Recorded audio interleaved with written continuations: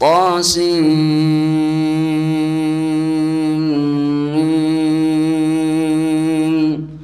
تلك آيات الكتاب المبين. لعلك باخع نفسك ألا يكونوا مؤمنين إن نشأ ننزل عليهم من السماء آية فظلت أعناقهم لها خاضعين وما يأتيهم من ذكر من الرحمن محدث إلا كانوا عنه معرضين فقد كذبوا فسيأتيهم أنباء ما كانوا به يستهزئون أولم يروا إلى الأرض كم أنبتنا فيها من كل زوج كريم إن في ذلك لآية وما كان أكثرهم مؤمنين وإن ربك لهو العزيز الرحيم وإذ نادى ربك موسى أن ائت القوم الظالمين قوم فرعون ألا يتقون قال رب إني أخاف أن يكذبون ويضيق صدري ولا ينطلق لساني فأرسل إلى هارون ولهم علي ذنب فأخاف أن يقتلون قال كلا فاذهبا بآياتنا إنا معكم مستمعون فأتيا فرعون فقولا إنا رسول رب العالمين أن أرسل معنا بني إسرائيل قال ألم نربك فينا وليدا ولبثت فينا من عمرك سنين وفعلت فعلتك التي فعلت وأنت من الكافرين قال فعلتها إذا وأنا من الضالين ففررت منكم لما خفتكم فوهب لي ربي حكما وجعلني من المرسلين وتلك نعمة تمنها علي أن عبدت بني إسرائيل قال فرعون وما رب العالمين قال رب السماوات والأرض وما بينهما إن كنتم موقنين قال لمن حوله ألا تستمعون قال ربكم ورب آبائكم الأولين قال إن رسولكم الذي أرسل إليكم لمجنون قال رب المشرق والمغرب وما بينهما إن كنتم تعقلون قال لئن اتخذت إلها غيري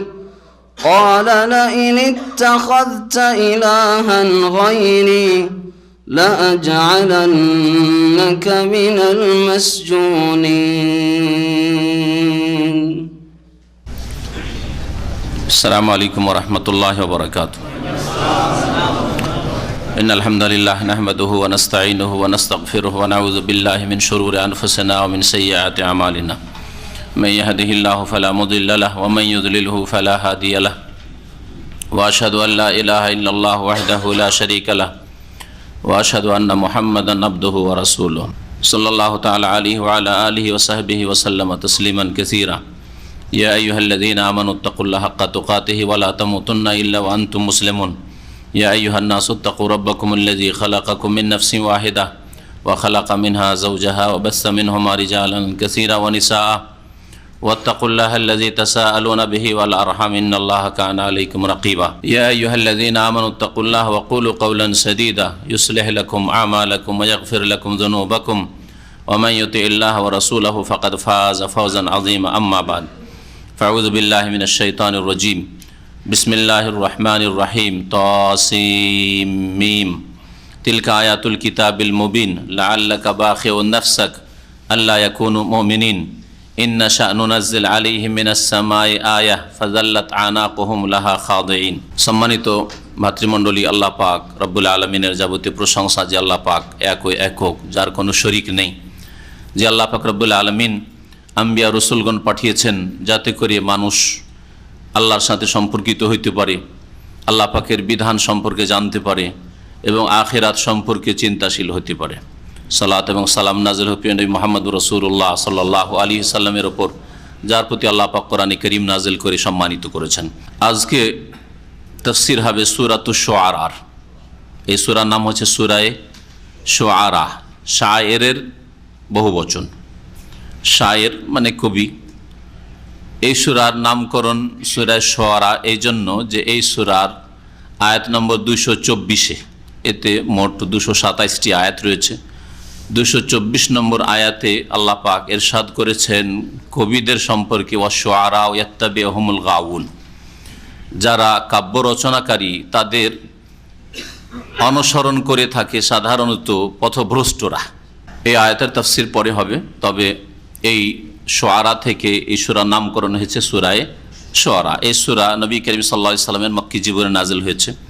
এই সূরার বিষয়বস্তু বিভিন্ন আম্বিয়া রসুলগণের জীবনের কিছু দিক নিয়ে আলোচনা এবং তাদের কওম, তাদের জাতি সম্প্রদায় যে আচরণ করেছিল তাদের কথা উল্লেখ করা হয়েছে এবং যারা ঈমান নিয়ে এসেছিল তাদেরকে আল্লাহ পাক যে সম্মানিত করেছেন, আর যারা অস্বীকার করেছিল, কুফরি করেছিল, আল্লাহ অবিশ্বাসী হয়েছিল, আল্লাহ পাকের তৌহিদ একত্বকে অস্বীকার করেছিল, রাসূলকে অস্বীকার করেছিল, পরকালের প্রতি ঈমানকে অস্বীকার করেছিল, তাদের কি পরিণাম হয়েছিল তুলে ধরা হয়েছে। যা দিয়ে মক্কার মুশরিকদেরকে, যাদের মাঝে রাসূলুল্লাহ সাল্লাল্লাহু আলাইহি ওয়াসাল্লাম দাওয়াতের কাজ শুরু করেছিলেন, তাদেরকে সতর্ক করা হয়েছে যে তোমাদের সামনে রাস্তা স্পষ্ট। তোমরা নবী রসুলগণের যদি সঙ্গী হও তাহলে ওই রকমই সম্মানিত আল্লাহ পাক করবেন যেমন সম্মানিত করেছেন আম্বিয়া রসুলগণের সাথী সঙ্গীদেরকে আল্লাহ পাক। আর যদি নবী রসুলগণের বিরুদ্ধাচরণ করো, আমার বিরুদ্ধাচরণ করো, আমি যা নিয়ে এসেছি তা অস্বীকার করো, আল্লাহ পরকালকে অস্বীকার করো, রিসালাতকে অস্বীকার করো, কোরআন কারীমকে অস্বীকার করো, আল্লাহ পাকের তৌহিদ একত্বকে অস্বীকার করে পুত্তলিক হয়ে থাকো, শিরক করতে থাকো, তাহলে তোমাদের জন্য ওই রকমই ভবিষ্যৎ অন্ধকার রয়েছে, তোমাদের জন্য আল্লাহ পাকের আযাব রয়েছে। যেমন আযাব নেমে এসেছিল বিভিন্ন আম্বিয়া রসুলগণের অবাধ্য জাতিদের ওপর। এই মর্মে আল্লাহ পাক 7 জন নবী এবং তাদের কওম সম্প্রদায়ের ঘটনাবলী সংক্ষেপে এই সূরায় উল্লেখ করেছেন। প্রথম নবী মুসা আলাইহিস সালামের কথা আল্লাহ পাক শুরু করেছেন, যার আলোচনা আজকে আমাদের তাফসীরে আসবে, আর তারপরে ইব্রাহিম আলাইহিস সালাম, আর ধারাবাহিক এই 7 জন নবীর কথা আল্লাহ পাক রব্বুল আলামিন শেষ শুআয়ব আলাইহিস সালামের কথা আল্লাহ পাক উল্লেখ করেছেন এবং তার জাতির কথা উল্লেখ করেছেন। মহান আল্লাহ ইরশাদ করছেন বিসমিল্লাহির রহমানির রহিম। তাসিম মিম। তাসিন মিম এগুলি বিচ্ছিন্ন অক্ষর, হুরুফে মুকাত্তাত, যেগুলি সম্পর্কে বহুবার বিস্তারিত বলা হয়েছে। সংক্ষেপে এগুলি অক্ষর দিয়ে আল্লাহ পাক রব্বুল আলামিন কাফের অবিশ্বাসী জাতিকে, যারা কোরআনে কারীমকে অস্বীকার করেছে, মানুষের রচিত বলেছে, মুহাম্মদের গড়া বলেছে, তাদেরকে চ্যালেঞ্জ করা হয়েছে যদি মোহাম্মদের তৈরি করা হয় সাল্লাল্লাহু আলাইহি সাল্লাম, তাহলে মোহাম্মদ সাল্লাল্লাহু আলাইহি সাল্লাম তো পড়াশোনা জানতেন না। তোমাদের মধ্যে পড়াশোনা শিক্ষিত বড় বড় কবিরা রয়েছে, তাদেরকে বলো আলিফ থেকে ইয়া পর্যন্ত অক্ষরগুলি তাদের কাছে রয়েছে, যেগুলির অতিরিক্ত কোনো অক্ষর কোরআনে কারিমে নেই। ওই অক্ষরগুলি দিয়ে কোরআনে কারিম আল্লাহ পাক রব্বুল আলামিন নাযিল করেছেন। তো ওই অক্ষরগুলি দিয়ে তোমরাও ওই রকম বাক্য তৈরি করো, আয়াত তৈরি করো, সূরা তৈরি করো, কোরআনে কারিম তৈরি করো। আল্লাহ পাক রব্বের বিভিন্ন ভঙ্গিমায় কোরআনে কারিমে এই চ্যালেঞ্জগুলি করেছেন, সেই দিকে যেন ইঙ্গিত করা হয়েছে তসিন মিম দিয়ে। তিলকা আয়াতুল কিতাবিল মুবিন, এগুলি হচ্ছে সুস্পষ্ট কিতাবের আয়াতসমূহ। এগুলি হচ্ছে সুস্পষ্ট কিতাবের আয়াত। কিতাব হচ্ছে সুস্পষ্ট, যাতে অস্পষ্টতা নেই। আর এই কিতাবের আয়াত পড়ে শোনানো হচ্ছে তোমাদেরকে। নবী করিম সাল্লাল্লাহু আলাইহি সাল্লাম যখন মক্কাতুল মুকাররমায় দাওয়াত দিতেন কুরাইশদেরকে, নিজের বংশ থেকে শুরু করেছেন, নিকট আত্মীয় থেকে শুরু করেছেন, যেমন আল্লাহ পাক নির্দেশ দিয়েছেন। আর তারপরে খাস করে আম করে মক্কায় দাওয়াত দেওয়ার পরে তায়েফে গিয়েছেন। অধিকাংশ ক্ষেত্রে নবী করিম সাল্লাল্লাহু আলাইহি সাল্লামের দাওয়াতে লোকেরা সাড়া দিত না, কারণ তারা ছিল শক্তিশালী। আর কোনো জাতি শক্তিশালী হলে শয়তান তাদের মধ্যে অহংকার ঢুকিয়ে দেয়, যে তোর এই গরিবের কথা মানবি কেন, এই এতিমের কথা মানবি কেন, তোদের সামনেতে মানুষ হলো, কি জানে তোদের চাইতে বেশি। যদি কেউ নবী রসুল হইতো তো কোনো নেতা ছিল না, এ কেন হবে ইত্যাদি। এই রাস্তা দিয়ে শয়তান ঢুকে মানুষের মধ্যে, আর ওই রাস্তা দিয়ে কুরাইশদের মধ্যে, আরবদের মধ্যে শয়তান ঢুকে নবী করিম সাল্লাল্লাহু আলাইহি সাল্লামের প্রতি ঈমান নিয়ে আসতে বাধা সৃষ্টি করেছিল মক্কি জীবনে। ওই সময় নবী করিম সাল্লাল্লাহু আলাইহি সাল্লাম খুব মর্মাহত হতেন, খুব কষ্ট পেতেন যে লোকেরা শুনে না, অথচ তাদের আমি হিতাকাঙ্ক্ষী, তাদের দরদি, তাদের ব্যথায় ব্যথিত, তাদেরকে আল্লাহ পাকের দুনিয়া আখিরাতের আযাব থেকে আমি বাঁচাতে চাই। এদের তো আমি নেতৃত্ব চাই না, এদের কাছে ধন সম্পদও চাই না, দুনিয়ার কোনো লোভ লালসা রাখি না। কেন এরা বিশ্বাস করেন আল্লাহ পরকালে, বিশ্বাস করে আল্লাহর বাণীতে বিশ্বাস করেন, রেসালাতে বিশ্বাস করে না? এই সূরার বিষয়বস্তু হচ্ছে আল্লাহর প্রতি ঈমান, আল্লাহর তৌহিদ, আর রেসালাতের প্রতি ঈমান, রাসূলুল্লাহ সাল্লাল্লাহু আলাইহি ওয়াসাল্লামের প্রতি, কোরআন কারীমের প্রতি ঈমান, আর পরকালের প্রতি ঈমান। আর মক্কি জীবনের বিষয়বস্তু প্রায় এগুলি ছিল মৌলিক বিষয়বস্তু। এতে বড়ই কষ্ট পেতেন, অনেক সময় ভেঙে পড়তেন এই কষ্টে, মানসিক কষ্টে। আল্লাহ পাক রব্বুল আলামিন বিভিন্ন সূরার বিভিন্ন আয়াতে নবী সাল্লাল্লাহু আলাইহি ওয়াসাল্লামকে সান্ত্বনা দিয়েছেন। যেমন সূরা কাহফে আল্লাহ পাক সান্ত্বনা দিয়ে বলছেন, লাআল্লাকা বাখিউন নাফসাকা ইন লাম ইউমিনু বিহাযাল হাদিস আসাফা। এই বাণীর উপর যদি এরা ঈমান না নিয়ে আসে, তাহলে আক্ষেপ করে তুমি যেন নিজেকে ধ্বংস করে ফেলবে, আত্মহত্যা করে ফেলবে।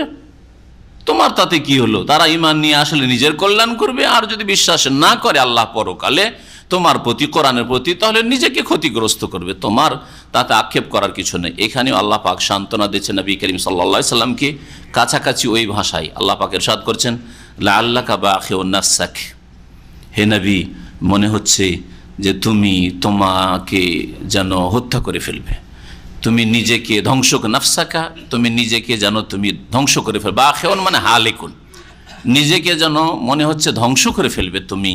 আল্লাহ ইয়াকুনু মুমিনিন, যে তারা ইমানদার কেন হচ্ছে না, তারা বিশ্বাসী কেন হচ্ছে না? আল্লাহ বিশ্বাস করছে না, আল্লাহ পাকের তৌহিদ একত্ব বিশ্বাস করতে চাইছে না, রসুলকে বিশ্বাস করতে চাইছে না, কোরআনে কারীমকে বিশ্বাস করে না, পরকাল আখিরাত, হিসাব নিকাশ, জবাবদেহি, জান্নাত জাহান্নামকে বিশ্বাস করতে চাইছে না। এতে তুমি মনে হচ্ছে যে নিজেকে ধ্বংস করে ফেলবে? না, কোনো প্রয়োজন করে না, তুমি শান্ত হও।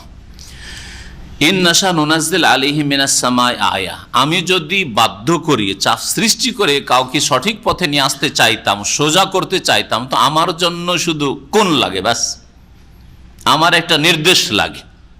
কিন্তু মানুষকে স্বাধীন রাখতে চাই, যাতে তাদের পরীক্ষা হতে পারে, স্বাধীনভাবে ভালো কাজ করুক যে জান্নাতে যেতে চায়, স্বাধীনভাবে অন্যায় কাজ করুক, কুফরি করুক, পাপ করুক, নামাজ ত্যাগ করুক, স্বাধীনভাবে যাতে জাহান্নামে যায়, স্বাধীনভাবে, যাতে না বলতে পারে যে জবরদস্তি করে আমাকে জাহান্নামের দিকে ঠেলে দেওয়া হয়েছে, অথবা জবরদস্তি করে আমাকে এই দিকে নিয়ে আসা হয়, কোনো জবরদস্তি না থাকে।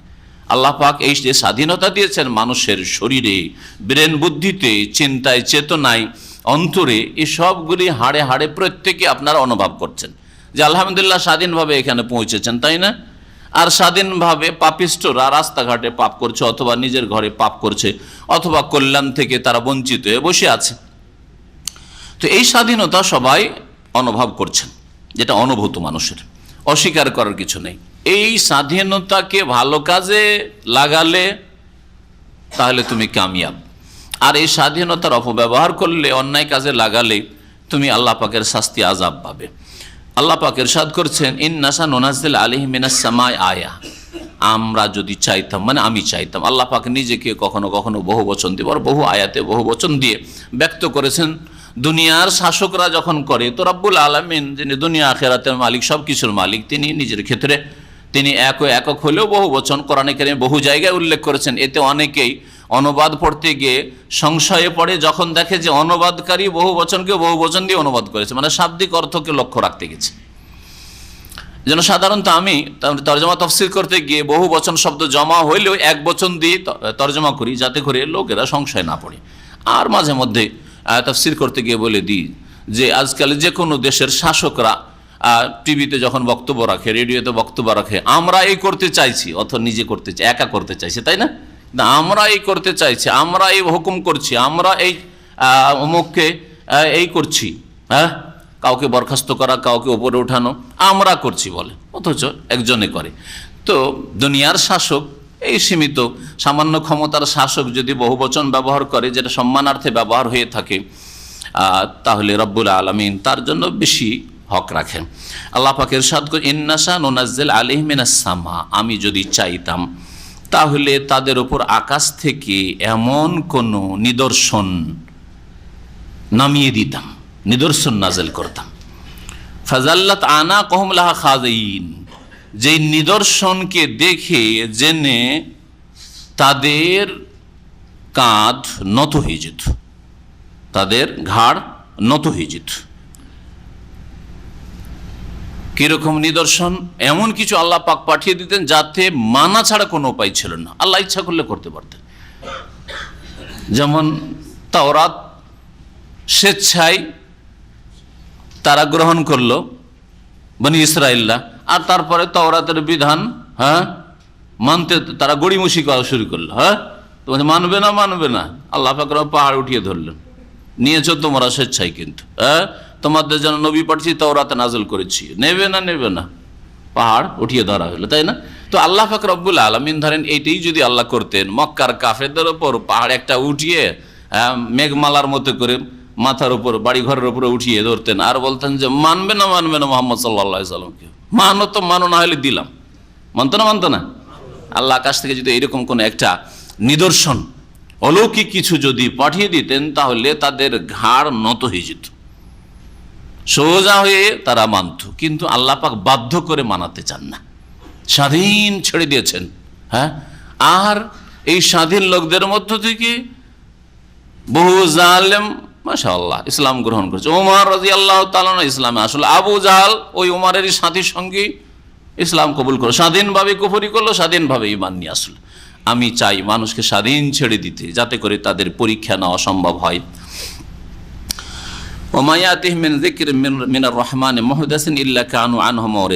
আর মানুষের স্বভাব হচ্ছে যে দয়াময় আল্লাহ পাকের পক্ষ থেকে যখনই তাদের কাছে কোনো নতুন উপদেশ আসে, এটা অধিকাংশ মানুষের স্বভাব, যখনই আল্লাহ পাক রব্বুল আলামিনের পক্ষ থেকে, রহমানের পক্ষ থেকে কোনো নতুন উপদেশ আসে, মিন যিকরিন মিনার রহমানে মুহদাসিন, যিকরিনের সিফাত হচ্ছে মুহদাসিন, আসলে মিন যিকরিন মুহদাসিন মিনার রহমান,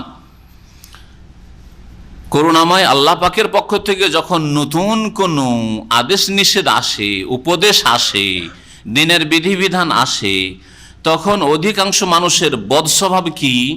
ইল্লা কানু আনহু মুরিজিন, তা থেকে তারা বিমুখ হয়ে পড়ে, মুখ ফিরিয়ে নেয়, মানতে রাজি হয়। আর সত্য গ্রহণে, এই সত্যকে গ্রহণ করতে বিভিন্ন বাধা, তার মধ্যে একটি বাধা হচ্ছে অহংকার, আর একটি বাধা হচ্ছে অজ্ঞতা, আর একটি বাধা হচ্ছে গোড়ামি।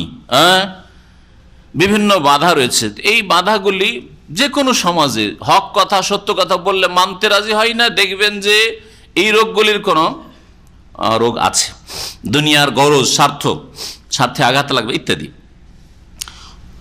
আল্লাহ পাক ইরশাদ করেছেন যে মানবে না তারা, ঠিক আছে, ফাকাদ কাযযাবু, তারা মিথ্যা প্রতিপন্ন করেছে, তারা মিথ্যা মনে করেছে। ফাসাইয়াতিহিম আম্বাউ মা কানু বিহি ইস্তাহজিউন, শীঘ্রই তাদের কাছে ওই সবের সংবাদ চলে আসবে, বার্তা চলে আসবে, যা নিয়ে তারা ঠাট্টা বিদ্রুপ করে।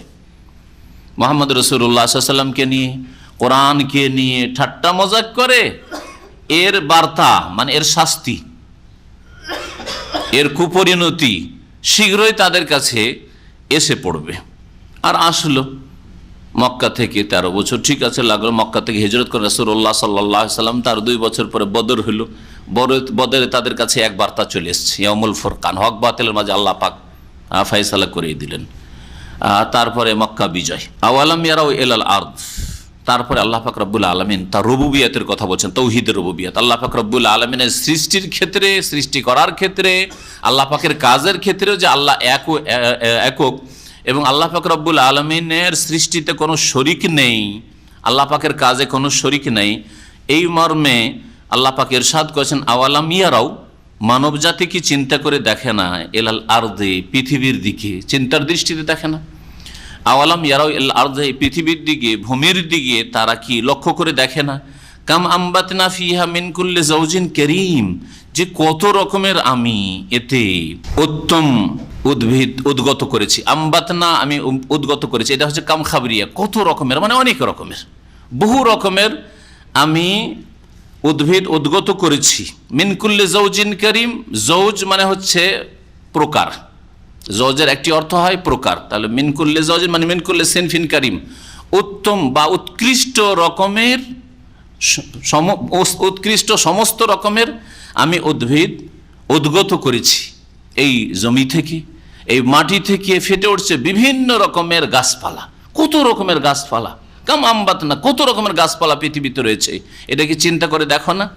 আর কেউ কেউ যৌজ মানে জোড়ার অর্থ করেছে, যেটা প্রসিদ্ধ অর্থ, যৌজ মানে জোড়া হয়, এই জন্য স্বামীকে যৌজ, স্ত্রীকে যৌজা বলা হয়। তারপর দাম্পত্য জীবনকে ওয়া খালাকনাকুম আজওয়াজা, তোমাদেরকে জোড়া জোড়া সৃষ্টি করেছে আল্লাহ পাক বলেছেন।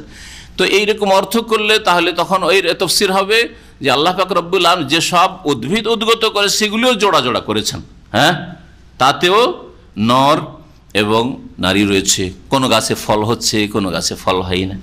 অথবা এটা দিয়ে নর নারী বোঝানো হয়নি, এটা দিয়ে বোঝা হয়েছে যে কোনোটা স্বাদ মিষ্টি তো কোনোটা হচ্ছে তিতা, কোনোটা ভালো তো কোনোটা খারাপ লাগে। ইন্না ফি যালিকা লায়াহ, নিশ্চয় এতে আল্লাহ পাককে চেনার জন্য নিদর্শন রয়েছে, চেনার উপায় রয়েছে। ওমা কান আকসারুহুম মুমিনিন, কিন্তু অধিকাংশ তাদের ঈমান নিয়ে আসে না, বিশ্বাস করেন না।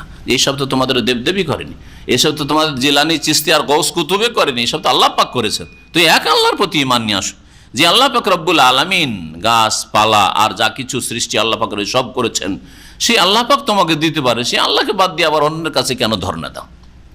এতে আল্লাহকে চেনার, আল্লাহ তৌহিদকে জানার উপায় রয়েছে। ওয়া ইন্না রাব্বাকা লাহুয়াল আজিজুর রহিম, আর হে নবী, নিঃসন্দেহে তোমার প্রতিপালক হচ্ছেন মহাপরাক্রান্ত আজিজ, যাকে কেউ পরাজিত করতে পারে না, হারাতে পারে না, যার হাত ছাড়া কেউ হতে পারে না, পালিয়ে যেতে পারে না, যার শাস্তি থেকে, যার কুদরতের বাইরে কেউ যেতে পারে না, মহাপরাক্রান্ত। আর রাহিম, আর তিনি বড় দয়াবান, মুমিনের জন্য বড় দয়াবান। আর যে মনে করবে যে আমি পাপ করে, বিরুদ্ধাচরণ করে, অন্যায় করে চলে যাব, আমাকে ধরার কেউ নেই, দুনিয়ার কোনো শক্তি নাই যে আমার কেউ খোঁজ খবর নিতে পারে আর আমার কেউ প্রতিশোধ নিতে পারে, তাকে জেনে রাখা উচিত যে আল্লাহ পাক আজিজ, যিনি মহাপরাক্রান্ত, যার কুদরতের বাইরে, ক্ষমতার বাইরে যেতে পারো না। এরপরে আল্লাহ পাক রব্বুল আলামিন মুসা আলাইহিস সালামের ঘটনা শুরু করছেন।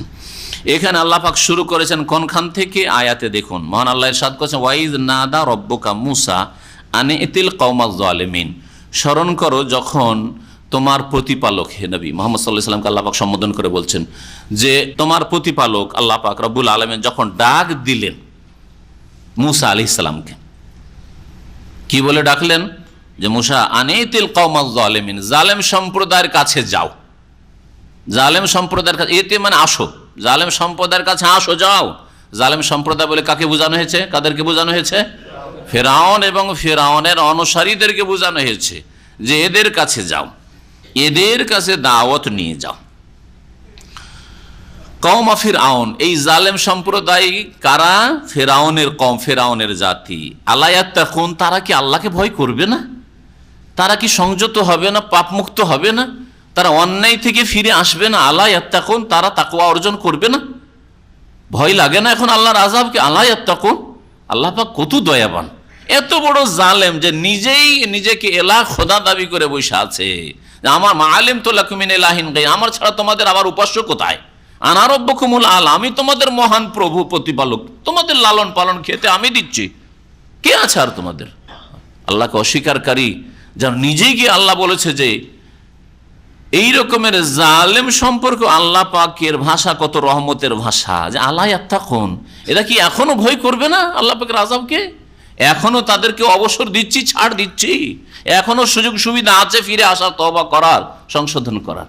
যে আল্লাহ ফেরাউনের মতো জালেমকে এইরকম ছাড় দিতে পারেন, সে আল্লাহ পাক যে কোনো মুসলিম যতই পাপিষ্ট হোক না কেন, জালেম হোক না কেন, তাকে আল্লাহ পাক দুনিয়াতে ছাড় দিয়েছেন, অবসর দিচ্ছেন। আর বারবার আল্লাহ পাক রহমতের দৃষ্টি দেখছেন যে আরে হতভাগা, তুই আর কত আল্লাহ দ্রোহিতা করবি, আর কত তুই নামাজ ছাড়বি, আর কত শিরক করবি, আর জিলানী চিশতির দরবারে তুই ধর্ণা দিবি, আল্লাহর কাছে ফিরে আয়, সংশোধন কর। আল্লাহ পাক রব্বুল আলামিন মুসা আলাইহিস সালামকে ডাক দিয়েছিলেন কোন সময়? তাহলে কোন সময় থেকে আল্লাহ পাক ঘটনা শুরু করলেন, কে বলতে পারেন? এর আগে সূরা তাহাতের তাফসীর শুনেছেন, মুসা আলাইহিস সালামের ঘটনা, সূরা কাসাসে শুনেছেন, সূরা নামলেও শুনেছেন। পরপর এর আগে 3টে সূরা ধারাবাহিকভাবে এতে মুসা আলাইহিস সালামের ঘটনাই বিস্তারিত আলোচিত হয়েছে। যখন তিনি নিজের বিবিকে নিয়ে, পরিবার নিয়ে শ্বশুর বাড়ি থেকে ফিরে নিজের দেশে মিশরে আসতে তুর পাহাড়ের কাছে আসলেন। তুর পাহাড়ের কাছে এক গাছে আগুন জ্বলছে। তা আগুন দেখে আগুনের প্রয়োজন হয়েছে, ঠান্ডা লেগেছে, আর রাস্তাও চিনতে পারছি না, রাস্তাও চেনা হবে, আগুন আছে মানে মানুষ আছে, তো জিজ্ঞেস করে নেব। ওই জায়গায় যখন পৌঁছলেন, আগুন মনে করে আল্লাহ পাকের ডাক হইল যে ইন্নী আনা রাব্বুকা ফাখলা'না আলাইকা ইন্নাকা বিল ওয়াদিল মুকাদ্দাসে তুয়া, যেমন সূরা তাহাতে রয়েছে। ওইখানে আল্লাহ পাক ডাক দিলেন যে যাও, এখন তোমাকে নবুয়ত দেওয়া হইলো, রিসালাত দেওয়া হইলো, রাসূল করলাম, যাও জালেম সম্প্রদায়ের উদ্দেশ্যে। আল্লাহ, যার ভয়ে পালিয়েছিলাম আর 10 বছর অন্য দেশে কাটিয়ে ভয়ে ভয়ে ফিরছি দেশে, কি করব না করব, ওর কাছে আল্লাহ বলছে যাও। কত বড় গুরু দায়িত্ব চিন্তা করেন আপনি, আর কত মারাত্মক বিষয়, কি সাধারণ বিষয়। ওখানে গিয়ে ভাবছেন লুকিয়ে টুকিয়ে কোথাও থাকবো, আত্মীয় স্বজন আছে, বংশধর বনি ইসরাইল আছে, থাকবো কোথাও। আল্লাহ পাক রব্বুল আলামিনের সামনে দরখাস্ত করলেন মুসা আলাইহিস সালাম, কালা রব্বি ইন্নী আখাফু আন ইউকাযযিবুন, হে প্রতিপালক আমার ভয় লাগছে, আন ইউকাযযিবুন, যাই জানের ভয় নাই, এত দুর্বল ইমানের মানুষ নবী রাসূলগণ হন না। ইন্নী আখাফু আন ইউকাযযিবুন, আমাকে ভয় লাগছে যে এরা আমাকে মিথ্যা মনে করে, মিথ্যাবাদী বলবে যে তুই তো অন্যায় করে গেছিস, তুই পালিয়েছিস কি জন্য, আর তুই এসেছিস আজকে নবী হয়ে, রসুল হয়ে, আমাকে মিথ্যা মনে করবি। ওয়ায়াযিকু সাদরি, আর এত বড় জালেম শাসকের সামনে, এই তাগুতের সামনে যেতে আমার বক্ষ যেন সংকুচিত হয়ে আসছে, সংকুচিত হয়ে আসছে। বড়দের সামনে কথা বলেছেন কেউ? বড়দের সামনে কথা বলেছেন? বসের সামনে কথা বলতে গিয়ে মুখ শুকিয়ে আসে, কথা বলতে গিয়ে ভাষা তোতলা হয়ে যায়, জড়তা চলে আসে, কথা বলতে গিয়ে একবার যেন কথাটা যেন প্রকাশ করছে। প্রথম খুব সাজিয়ে রেখেছেন যে এইভাবে বলবো, আমি এইভাবে এত সুন্দর করে বলবো, কিন্তু কথা সব গড়বড়িয়ে গেছে, কোনো রকম করে পেশ করেছেন, হয় না, হয় না, কেন? ওয়ায়াযিকু সাদরি, ভিতর থেকে যেন সংকুচিত আসছে ভয়। ওয়ালা ইয়ানতালিকু লিসানি, আল্লাহ আমার জবান চলছে না, আমার জবান ভাষা অচল হয়ে যাচ্ছে তার সামনে যেতে, তার সামনে কথা বলতেই সাহসী হয় না আমাকে। ওয়ালা ইয়ানতালিকু লিসানি কেন বললেন? তার সম্পর্কে বলা হয়েছে যে বাল্যকালে মুখে দিয়েছেন আঙ্গার, যেমন তাফসীরকাররা বলেছেন, যাতে জিহ্বা একটু পুড়ে গিয়ে জবানে জড়তা চলে এসেছিল, তোতলা হয়ে গেছিলেন। এটা একটা কারণ বলা হয়েছে যে যখন আমার ভাষা ক্লিয়ার নয়, তাহলে আমার ভাষাই তো অচল, কি করে আমি তাকে বুঝাবো আর বলবো, স্পষ্ট করে না বলতে পারলে এমনি তো শুনতে চাইবে না।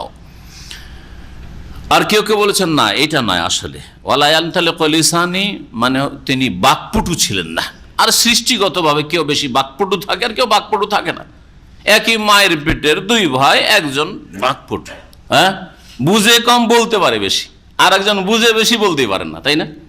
আছে আমাদের দেশে বেশ কিছু আলেম আছে যারা জুমার খুতবাও পড়াইতে পারে না, অথচ বুখারী পড়ে, বড় বড় আলেম তারা। একদিন এক আলেম খুতবায় উঠেছে, মারা গেছে রাহিমাহুল্লাহ, বড় আলেম, 30 বছর ধরে বুখারী পড়ান। তার আগে আর খুতবাতে দেখছে কোনো ছাত্র আসে না, ছাত্র তার আশা করি গ্রামের কোনো ছাত্ররা আসবে, সে খুতবাটা পড়াবে, বসে থাকবে। জুমার খুতবা যেহেতু বাংলাতে ওই আহলে হাদিসরা পড়ায়, আর ওইটা এটাই সুন্নাত। যে যেই ভাষার মানুষ সেই ভাষায় খুতবা হইতে হবে। খুতবাতে উঠে ইন্নাল হামদুলিল্লাহ নাহমাদুহু ওয়া নাস্তাইনু করার পরে আর কিছু বলতে পারছেন না, কিছু বলতে পারছেন। তার মধ্যে দেখছি যে একটা ছাত্র পরে চলে এসে, ও ছাত্র চালাই করেছে যে আজকে ওস্তাদকে উঠাবো তো ছাড়বো, এই জন্য চালাই করে পরে আসছে। ও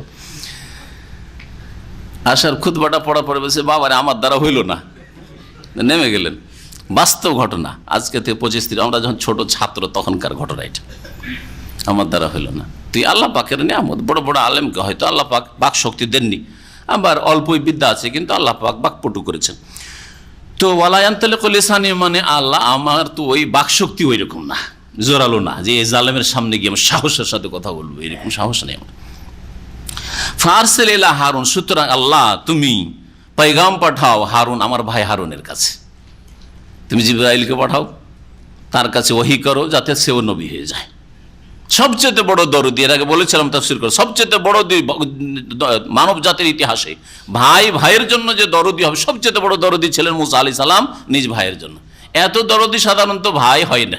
হ্যাঁ, ভাই একটু আগে বেড়ে গেলে হিংসা শুরু হয়ে যায়। একমাত্র বাপ মা হিংসা করে না, ছেলে মেয়ে যতই বেড়ে যাক কখনো মনে এই কথা আসে না যে এত কেন বাড়ে আমার ছেলেরা, আসবে? কখনো আসবে না। তারপরে বাপ মায়ের হকটা বুঝতে পারলেন না যে কত বড় হক বাপ মায়ের আল্লাহ পাকের পরে। ওয়ালাহুম আলাইহা যামবুন, তারপরে উপরন্তু আল্লাহ ওয়ালাহুম আলাইহা যামবুন, আর তাদের আমার বিরুদ্ধে অভিযোগ রয়েছে। যামবুন মানে হয় পাপ বা গুনাহ, ভুল, কিন্তু যামবুন মানে এখানে অভিযোগ। ওয়ালাহুম তাদের, আলাই আমার বিরুদ্ধে, আলা বিরুদ্ধের জন্য আসে, যামবুন অভিযোগ রয়েছে। যার কাছে পাঠাচ্ছেন, যাদের কাছে পাঠাচ্ছেন ওদের তো আমার বিরুদ্ধে অভিযোগ আছে যে আমি খুনের আসামি, আমার দ্বারা 1 লোক খুন হয়েছে কিপ্তি। ফাখাফাইয়াকতুলুন, তো আমার মনে হচ্ছে কথা আর কি বলতে দিবে, আর নবুয়তের রিসালাতের কথা পয়গাম বা কি পৌঁছাবো, আমার আশঙ্কা লাগছে আমাকে তারা হত্যা করে ফেলবে। কালা, আল্লাহ পাক বলেন কাল্লাহ, কোশ্চিন কালেও না, এটা হবে না, তোমাকে হত্যাও করতে পারবে না, তুমি যাও। ফাযহাবা বিআয়াতিনা, তোমরা 2 ভাই যাও। হারুনকে আল্লাহ নবী বানিয়ে দিলেন, দ্বিবচন, 2 জনকে যেতে বললেন।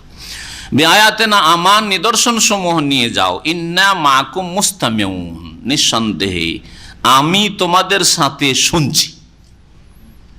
তোমরা যা বলবে ফেরাউনকে, এবং ফেরাউন তোমাদেরকে যা উত্তর দেবে সব কিছু আমি শুনছি, শুনবো, সুতরাং ভয় করি। ইন্না মাকুম, নিশ্চয় আমি তোমাদের সাথে আছি। মুস্তামিউন, আল্লাহ পাক ওয়াদা করছেন। সূরা তাহাতে রয়েছে ইন্নানি মাকুমা আসমাউ ওয়া আরা, নিঃসন্দেহে আমি আল্লাহ তোমাদের 2 ভাইয়ের সাথে আছি। আসমাউ ওয়া আরা, শুনছি আর দেখছি, শুনবো আর দেখবো যে কি বলছো তোমরা আর কি উত্তর পাচ্ছ, সুতরাং ভয় করি না। যেখানে আল্লাহ তোমাদের সাথে, এই কথা মুসা আলাইহিস সালামের ইয়াকিন হয়েছে এক কথায়, আল্লাহ পাকের কথায়, যার ফলে যখন সামনে সমুদ্র আসছে ঘটনা, তাই না, আর এর আগে শুনেছ না, আর পিছনে হাজার হাজার সেনাবাহিনী নিয়ে ফেরাউন হাজির, যখন জাতির লোকেরা বললো ধরে নেবে তো, তখন কি বলেছিলেন? আল্লাহ হইতেই পারেন না, আল্লাহ তো বলেছেন যে আল্লাহ আমাদের সাথে আছেন, আল্লাহ আমাদের সাথে আছেন, কি করে আল্লাহ ছেড়ে দেবেন এভাবে ডুবতে অথবা ধ্বংস হতে ছেড়ে দেবেন? এই যে মুসা আলাইহিস সালামের ভুল ছিল, এগুলি একটু একটু করে বুঝে যান। ভুলটা ইচ্ছা করে খুন করেছিলেন উনি, তাহলে এটা অনিচ্ছাকৃত কাতলে খাতা, ভুলবশত হত্যা হয়েছিল। যেমন একটা লোক গাড়ি চালাচ্ছে আর হঠাৎ করে সামনে একটা লোক পড়ে গেল, ব্রেক করতে করতে গিয়ে অ্যাক্সিডেন্ট হয়ে লোকটা মারা গেল। ইচ্ছা করে খুন করেছে? ইচ্ছা করে খুন করেছে? ইচ্ছা করে খুন করেনি। ইচ্ছাকৃত খুনকারীকে খুনের বদলে খুন করা যাবে, হত্যা করা যাবে, আল্লাহ পাক ফরজ করেছে, তাই না? কিসাস, এটা হচ্ছে দ্বীন ইসলামের বিধান, এটা হচ্ছে সুবিচার, এটা হচ্ছে ন্যায্য বিচার। এটা যদি ফেরাউন করতো তা আপত্তি ছিল না, কথা বলছেন না? এটা যদি আমাদের দেশের মানুষরা করতো তো আল্লাহর রহমত নাযিল হইতো, দেশের শাসকরা করতো তো আল্লাহর রহমত নাযিল হইতো দেশে। কিন্তু আল্লাহ পাকের গজব এই জন্য যে খুনিদেরকে ইচ্ছা করে খুন করে অসংখ্য মানুষ, তাদের খুনের বদলে খুন করা হয় না। কুতিবা আলাইকুমুল কিসাস, অথচ আল্লাহ পাক ফরজ করেছেন তোমাদের উপর কিসাস ফরজ করা হয়েছে। খুনের বদলে ইচ্ছা করে খুন করলে খুন করা ফরজ করা হয়েছে। আর অনিচ্ছাকৃত খুন, গাড়ি অ্যাক্সিডেন্ট করা, আজকালকার জামানায় ভারতে, বাংলাদেশে, পাকিস্তানে, যেসব দেশ আমাদের দেশ, সেই দেশের কথা বলি, সৌদি আরব বাদ দিই, সৌদি আরবে আর দেশে কত পার্থক্য, জাহেল মূর্খরা বুঝে না, তাদেরকে বুঝতে বলছি। সৌদি আরবে আল্লাহ না করে কারো দ্বারা যদি একটা মানুষ অ্যাক্সিডেন্ট হয়ে যায়, মারা যায়, গাড়িতে ধাক্কা খেয়ে মারা গেছে, আপনি সেখানে গাড়ি থামিয়ে দেন, এটা সবচেয়ে কল্যাণকর আপনার জন্য, তাই না? গাড়ি থামিয়ে দেন, গাড়ি নিয়ে পালালেও অসুবিধা আছে, পালালেও অসুবিধা, গাড়ি থামিয়ে দেন, আর যতটুকু আপনার করণীয় করেন তাড়াতাড়ি পুলিশ ডাকেন, আপনি গাড়ি থামিয়ে দেন। একটা লোক আপনার গায়ে হাত দেবে, সৌদি আরবে গায়ে হাত দেবে, গাল দেবে, হ্যাঁ, কোনো খারাপ ভাষায় গাল দেবে, যে কমিনার লোক তুমি একটা মানুষকে খুন করে দিলে, বলবে? কেউ বলবে না। আর আমাদের দেশে যদি কোন গাড়ি চালক দিয়ে একটা দুর্ঘটনায় অনিচ্ছাকৃত হত্যা হয়ে যায় আর সেখানে থেমে যায়, তো নিশ্চিত বাঁচবে না, ওর গাড়িও বাঁচবে না, ও বাঁচবে না। একবার আমি সফর করছিলাম, কয়েকজন আলেম, আমরা এয়ারপোর্টে যাচ্ছি, আর সেই সময় একটা বকরির বাচ্চা পড়েছে গাড়ির তলায়। সেখানকার এলাকার লোকেরাও সাথে ছিল, তারা বললো যে থামা যাবে না, বাচ্চা বকরির পয়সা দেওয়া কোনো ব্যাপার না, কিন্তু থামা যাবে না, যদি থামেন তো যান বাঁচবে না, মান ইজ্জত বাঁচবে না।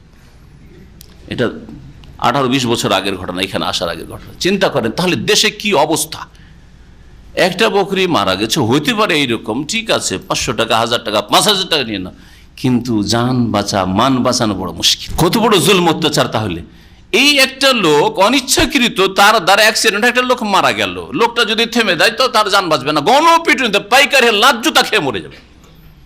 অথচ আল্লাহ পাক ও তার রক্তকে হালাল করেনি, তার দ্বারা ভুলবশত খুন হয়ে গেছে, সে রক্তপণ দিয়ে দেবে। একটা লোককে অনিচ্ছাকৃত মারলে তার জন্য 100 উট, 100 উটের মূল্য সেটা দিতে হবে। এটা হচ্ছে দ্বীন ইসলাম, এতে রয়েছে শান্তি, মান ইজ্জত কারো নষ্ট হলো না, সে ইচ্ছা করে মারেনি, ঠিক না? আর আমাদের দেশে যেটা রয়েছে সেটা হচ্ছে ফেরাউনি নীতি। ফেরাউন মুসা আলাইহিস সালামকে মারতে চাচ্ছে, মুসা আলাইহিস সালাম তো ইচ্ছা করে খুন করেন, একটা ঘুষি দিয়েছিল। একটা ঘুষিতে তো মানুষ মরে না, একটা ঘুষিতে একটু ধাক্কা লাগতে পারে, একটু কষ্ট হইতে পারে, কিন্তু কোনোদিন সাধারণত মারা যায় না। লোকটি মারা গেছে, তাই এটা কাতলে খাতা, এতে রক্তপণ চাইতে পারে, কিন্তু ধরো একে, কোথায় আছে মুসাকে, ধরো। জান বাঁচাবার জন্য তিনি পালিয়েছেন, তাহলে এইরকম পালানো জায়েজ আছে। আরেকটা মাসলাই এই আয়াত থেকে জানতে পারলেন, এইরকম হ্যাঁ জালেম সরকারের জুলম অত্যাচার থেকে বাঁচার জন্য পালায়ন করা কোরআনের নির্দেশ। মুসা আলাইহিস সালাম পালায়ন করেছে, কারণ মুসা আলাইহিস সালাম হত্যার যোগ্য না, তিনি ইচ্ছা করে মারেননি যে তাকে হত্যা করা যাবে। আর জানছেন এই জালেম আমাকে হত্যা করে দিবে, বুঝবে না যে আমার দ্বারা এটা একটা ঘুষিতে মরেছে, ভুলবশত মরুক, আর ইচ্ছা করবো না, আমাকে মারবে, সুতরাং পালাইতে হবে। তাহলে এইরকম যদি কারো পরিস্থিতি হয় যে আমি এইরকম অপরাধী নই, আসামি নই, তারপর আমাকে আসামি বানানো হয়েছে, তাহলে আপনি পালাতে পারেন। কিন্তু আপনি চোর, আপনি ডাকাত, আপনি খুনি, তাহলে আপনার জন্য পালানো জায়েজ নাই। ইচ্ছা করে খুন করেছেন আর পালিয়ে যাবেন, পালানো জায়েজ নাই। তাহলে আপনাকে সরকারের হাতে গিয়ে নিজেকে ন্যস্ত করে দিতে হবে, ধরা নিজে থেকে দিতে হবে যে আমি খুন করেছি, সুতরাং আল্লাহর বিচার যা হয় আমার ওপর আপনি বাস্তবায়ন করেন, আপনারা বাস্তবায়ন করেন। তাহলে এই যে একজন মানুষ ইচ্ছা করে খুন করেনি, তারপরও তার আশঙ্কা যে আখাফাইয়াক্তুল, আমাকে খুন করে দেবে, ফেরাউনের চরিত্র যেটা আমাদের দেশে আছে, দুর্ঘটনা করে দিলে আর জান বাঁচবে না, এটা ফেরাউনি বিধান। আর দ্বীন ইসলামের বিধান হচ্ছে যে ঠিক আছে, সেই লোকটাকে ধরে নিয়ে যাক দেশের প্রশাসন, আর তারপরে তার ইসলামিক যে বিধান রয়েছে, রক্তপণ দেবে, তারপরে জেল থেকে বেরোবে। তারপরে মুসা আলাইহিস সালাম দ্বারা যে খুন হয়েছে, মুসা আলাইহিস সালাম এটি গুনাহ না, কারণ ইচ্ছা করে তিনি মারেননি। হ্যাঁ, দুইজনে মারামারি করছে, আর ওই যে খুন হয়েছে সেই লোকটি বেশি জালেম ছিল, সুতরাং একটা ঘুষি দিয়ে তাকে দূর করান, আর তাদের ঝগড়া বিবাদটা মিটিয়ে দেওয়া উদ্দেশ্য ছিল, মীমাংসা উদ্দেশ্য ছিল, তাকে আঘাত করা উদ্দেশ্য ছিল না, আর মেরে দেওয়া উদ্দেশ্য ছিল না। সুতরাং নবী মুসা আলাইহিস সালাম খুনিও ইচ্ছা করেও খুনি না, আর অনিচ্ছাকৃত খুনি না, তিনি তার দ্বারা হয়ে গেছে, এটা যেমন দুর্ঘটনা হয়ে থাকে। আল্লাহ পাক রব্বুল আলামিন বলছেন ফাতিয়া ফিরাউন, যাও তোমরা ফিরাউনের কাছে যাও দুজনে, ফাকুলা, আর দুজনে গিয়ে বলো ইন্না রাসূল রাব্বিল আলামিন, আমরা নিঃসন্দেহে বিশ্বজাহানের প্রতিপালকের পক্ষ থেকে দূত রাসূল হয়ে এসেছি। আন আরসিল মানা বানি ইসরাইল, এই পয়গাম নিয়ে এসেছি যে আপনি তো ঈমান নিয়ে আসবেন, সেই দাওয়াত তো দিয়েছেন, আসছে রব্বুল আলামিনের কথা, রব্বুল আলামিনের দাওয়াত দেওয়া, কিন্তু তার সাথে সাথে বনি ইসরাইলকে যে দীর্ঘদিন ধরে, তাফসীরকাররা বলেছেন যে প্রায় 400 বছর ধরে বনি ইসরাইলদেরকে গোলাম বানিয়ে রেখেছিল, বনি ইসরাইলদেরকে গোলাম বানিয়ে রেখেছিল, আর কষ্টের কাজগুলি বনি ইসরাইলদেরকে দিয়ে কিপ্তিরা, ফেরাউনের বংশধর নিত। এ বনি ইসরাইলকে আমার সাথে পাঠিয়ে দেন, কোথায় পাঠিয়ে দেন? বনি ইসরাইলদের আসল দেশ হচ্ছে শাম, প্যালেস্টাইন, ফিলিস্তিন, বৃহৎ শাম। আর শামের মধ্যে সবচেয়ে মোবারক এলাকা হচ্ছে ফিলিস্তিন, প্যালেস্টাইন। তা আমি এদেরকে নিয়ে ফিলিস্তিনে চলে যাব, শাম দেশে চলে যাব, আমার সাথে এদেরকে পাঠিয়ে দেন। এই মিশরে আর এদেরকে নিয়ে থাকবো না, আর এরা আপনার জুলমের শিকার হবে না, ছেড়ে দেন এদেরকে। তখন ফিরআউন বলল, আলাম নুরাব্বিকা ফিনা ওয়ালিদান, হে মূসা, তোমাকে শৈশবে বাল্য জীবনে কি আমরা লালন পালন করিনি? ওয়ালাবিস্তা ফিনা মিন উমরিকা সিনিন, আর তোমার বয়সের বেশ অনেক বছর আমাদের মাঝে তুমি অবস্থান করনি?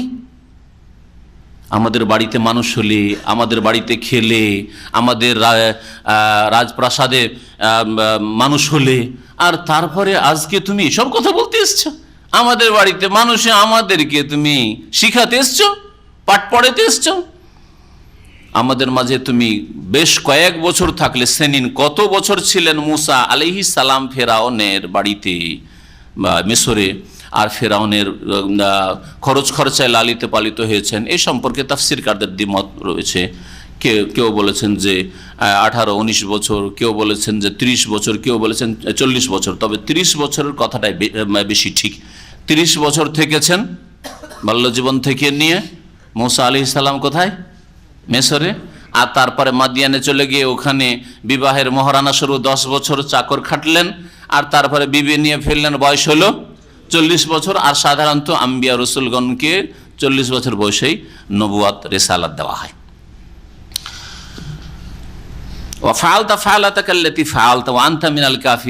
আর তুমি যে কর্ম করেছো তা তো করেছো, তুমি যে কর্ম করেছো তা তো করেছোই, মানে তুমি আমার বংশের ওই কিপ্তি যুবককে তুমি খুন করেছো, হত্যা করেছো। ওয়ান্তা মিনাল কাফিরিন, আর তুমি বড় অকৃতজ্ঞ। এখানে কাফেরিন মানে কাফের অস্বীকারী নয়। কাফের কুফর শব্দটি কাফারা একফর 2 অর্থে ব্যবহার হয়। কাফারা একফর কুফরান মানে কুফরি করা, আল্লাহকে অস্বীকার করা, পরকালকে অস্বীকার করা, নবীকে অস্বীকার করা, কোরআনকে অস্বীকার করা, অথবা দিন ইসলামের স্পষ্ট কোনো বিধিবিধান, আদেশ নিষেধকে অস্বীকার করা। একটা বিধিবিধানকে কেউ অস্বীকার করলে কাফের হয়। কেউ যদি বলে আমি জিনা হারাম নয়, কেউ যদি বলে যে নামাজ 5 ওয়াক্ত না 4 ওয়াক্ত, তাহলে কাফের। হ্যাঁ, কাফের। আদেশ নিষেধের কোনো একটা কিছুকে অস্বীকার করলে কাফের। কেউ যদি বলে আল্লাহ দিতে পারেন আর ওলিয়াওয়ালা গৌস কুতুব দিতে পারেন, তাহলে সে তৌহিদকে অস্বীকার করলো, সুতরাং কাফের মুশরিক। তো এ হচ্ছে কাফের। আর কাফার একফর কুফরান, মাসদার। কুফরান মানে হচ্ছে নাশুকরি করা, অকৃতজ্ঞ হওয়া। তো আনতা মিনাল কাফিরিন, এই কুফরান থেকে। হ্যাঁ, মানে তুমি বড় অকৃতজ্ঞ। আমার বাড়িতে মানুষ হলে, আমার খরচ খরচায় মানুষ হলে, আর আমার বংশের লোকে মেরে দিয়ে পালিয়ে গেলে তুমি।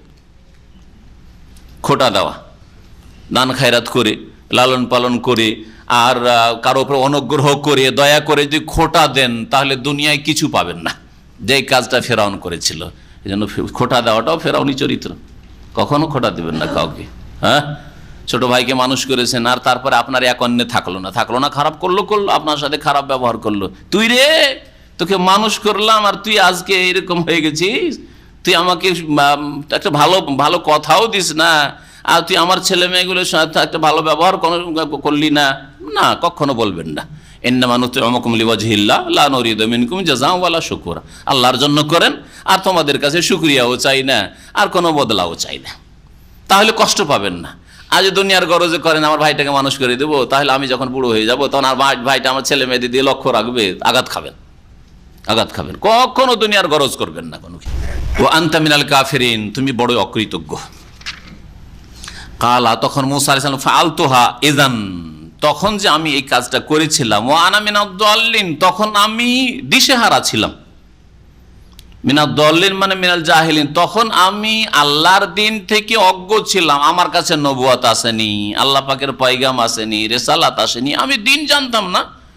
আর ভাবলাম যে আমি ঝগড়াটা মিটিয়ে দিই, এই লোকটার উপরে জুলুম বেশি হচ্ছে, তাই একটা ঘুষি মেরেছে ইচ্ছা করে, আমি খুন করিনি। তো মূসা আলাইহিস সালাম বললেন, ওয়ানা মিনাদ দাল্লিন। দল মানে তাহলে সবসময় গুমরাহ, পথভ্রষ্ট হয়নি। এখানে আপনি পথভ্রষ্ট দিয়ে অর্থ করবেন না। হ্যাঁ, সূরা ফাতিহাতে গায়রিল মাগদুবি আলাইহিম ওয়ালাদ দাল্লিন, দাল্লিন বলা হয়েছে খ্রিস্টানদেরকে, আর মাগদুব আলাইহিম গজবপ্রাপ্ত বলা হয়েছে ইহুদিদেরকে, যারা জেনে শুনে অন্যায় কাজ করে। ইহুদিরা করেছে, ওই চরিত্র যদি কোনো মুসলিমের মধ্যে থাকে তাহলে মাগদুব আলাইহিম গজবপ্রাপ্ত। আল্লাহ পাকের ক্রোধ গজব রয়েছে ওদের উপর। আর জানলো না, জানার চেষ্টাও করলো না, অজ্ঞতাই থাকলো, আর অজ্ঞতাবশত ভুল যদি করে, শিরক বিদআত করে, পাপ করে, তাহলে দলিন পথভ্রষ্ট। নামাজের গুরুত্ব জানলো না, নামাজ শিখলো না, আর নামাজ ভালো করে পড়লো না, তাহলে দলিন। জানে মাদ্রাসে পড়েছে, হাফেজ হয়েছে, তারপরে নামাজ পড়ে না, তাহলে মাগজুব আলী, গজব প্রাপ্ত। কি বলছিলাম, দলিন মানে সবসময় পথভ্রষ্ট হয় না, কখনো কখনো রাস্তাহারা হয়। এই জন্য যে দুনিয়ার ক্ষেত্রেও আপনি যাবেন রিয়াজ, আর রাস্তা হারিয়ে দিয়ে ধরে নিয়েছেন অন্য রাস্তা, তো এটাকে বলা হয় দাল্লাত তারিখ, রাস্তা হারিয়ে ফেলা। তো এখানে কি অর্থে বলা হয়েছে, আমি তখন দিশেহারা ছিলাম, আমার কাছে আসমানি কোনো হেদায়াত, দিক নির্দেশনা ছিল না যে কেমন জীবন যাপন করতে হবে, সেই জন্য এই ভুল হয়েছে। তারপরে ইচ্ছা করে আমি খুন করিনি।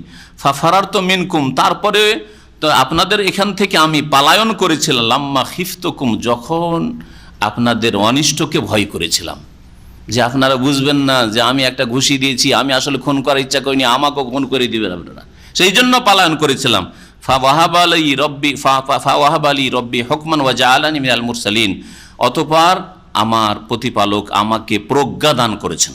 ওয়াহাবা মানে দান করা, আর হুকম মানে হচ্ছে প্রজ্ঞা, হিকমত মানে নবুয়ত দান করেছেন, জ্ঞান দান করেছেন, ওয়াহির জ্ঞান। ওয়া জাআলানি মিনাল মুরসালিন, আর আমাকে রাসূলদের অন্তর্ভুক্ত করেছেন। তারপরে মূসা আলাইহিস সালাম ফিরআউনকে বললেন, ওয়া তিলকা নি'মাতুন তামুন্নুহা আলাইয়া আন আব্বাদতা বনি ইসরাঈল, এই যে আমাকে খোটা দিলেন যে আপনার বাড়ি আমি মানুষ হয়েছি, লালিত পালিত হয়েছি, আপনার খেয়েছি, আমার উপর খুব অনুগ্রহ করেছেন, তাই না? ওয়া তিলকা নি'মাতুন তামুন্নুহা, এই যে অনুগ্রহ আপনি আমার উপর করেছেন, আলাইয়া আমার উপর, আন আব্বাদতা বনি ইসরাঈল, যে আপনি বনি ইসরাঈল আমার গোটা বংশকে গোলাম দাস দাসী বানিয়ে রেখেছেন, আর খুব বড় এহসান করেছেন না, অনুগ্রহ করেছেন, তাই না? কি বলতে চাইলেন মূসা আলাইহিস সালাম, যে আমি একজন মূসা, আল্লাহ পাকের ইচ্ছা আপনার বাড়িতে লালিত পালিত হয়েছে, আমার উপর খরচ খরচা করেছেন, আমার লালন পালন করেছেন, আমার বংশে লাখ লাখ মানুষ আছে, যাদের সংখ্যা প্রায় বলা হচ্ছে যখন তারা বেরিয়ে আসে বনি ইসরাইল, এই বনি ইসরাইলদের সংখ্যা ছিল 6 লক্ষের মতো। তাফসীরকার 6 লাখ মানুষ, 6 লাখ নারী পুরুষকে গোলাম বানিয়ে রেখেছেন, আর 6 লাখের মধ্যে একটা মূসা বনি ইসরাইলদের, ইসরাইল গোত্রের, তাকে শুধু লালন পালন করে এত বড় খোটা দেন যে খুব অনুগ্রহ করেছেন, তাই না? আপনার খুব অবদান আছে আমার উপর অবদান, যে আমার গোটা জাতিকে আপনি গোলাম দাস বানিয়ে রেখেছেন। কালা ফিরআউন, তখন ফিরআউন বলল, আমার রব্বুল আলামিন, তুমি যে বললে একটু আগে রব্বুল আলামিন, হ্যাঁ, কারণ একটু আগে দাওয়াত দিয়েছেন, তাই না? এর আগে দেখেন, ফাকুলা ইন্না রাসূল রব্বুল আলামিন, আল্লাহ পাক বললেন যে যাও ফিরআউনকে গিয়ে বলো যে আমরা রব্বুল আলামিনের পক্ষ থেকে দূত হয়ে এসেছি। রব্বুল আলামিন তো মানতে রাজি না। ফিরআউন বলতো যে আমি রব্বুল আলামিন, আমি রব, আমি প্রভু, আমি প্রতিপালক, আমি পালনকারী। জিজ্ঞেস করলো ফিরআউন, আমার রব্বুল আলামিন, তুমি রব্বুল আলামিন বলতে কাকে বুঝাইতে চাইছো? আমার ছাড়া আর কাউকে বলছো নাকি? আমার রব্বুল আলামিন আবার কি জিনিস? কালা, তখন মূসা আলাইহিস সালাম বলছেন, রব্বুস সামাওয়াতি ওয়াল আরদ, যিনি আকাশসমূহ আর পৃথিবীর প্রতিপালক, আসমান জমিনের প্রভু, ওমা বাইনাহুমা, এবং আসমান জমিনের মাঝে যা কিছু রয়েছে সব কিছুর যিনি মালিক।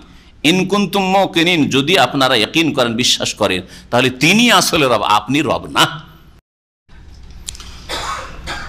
কালা, তখন ফিরআউন বলছে, কালা লিমান হাওলা আলা তাসতামিউন, ফিরআউন তার আশেপাশের লোকদেরকে, মানে তার যে পরিষদবর্গ, তার যে সদস্যরা রয়েছে সংসদের, তাদেরকে বলছে, সম্বোধন করে, আলা তাসতামিউন, তোমরা শোনো না কি বলছে পাগল, আলা তাসতামিউন, শোনো না কি বলে, দেখো দেখো, আমি নাকি রব না, রব্বুস সামাওয়াতি ওয়াল আরদ, কোথায় রব আছে?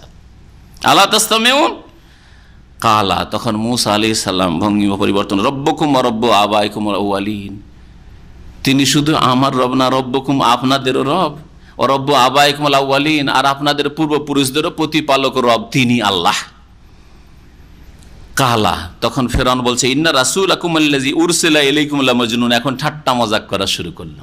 আর ইসলামের শত্রুরা আম্বিয়া রসুলগণের সাথে আর আম্বিয়া রসুলগণের অনসারী দায়ীদের সাথে এইরকমই করে।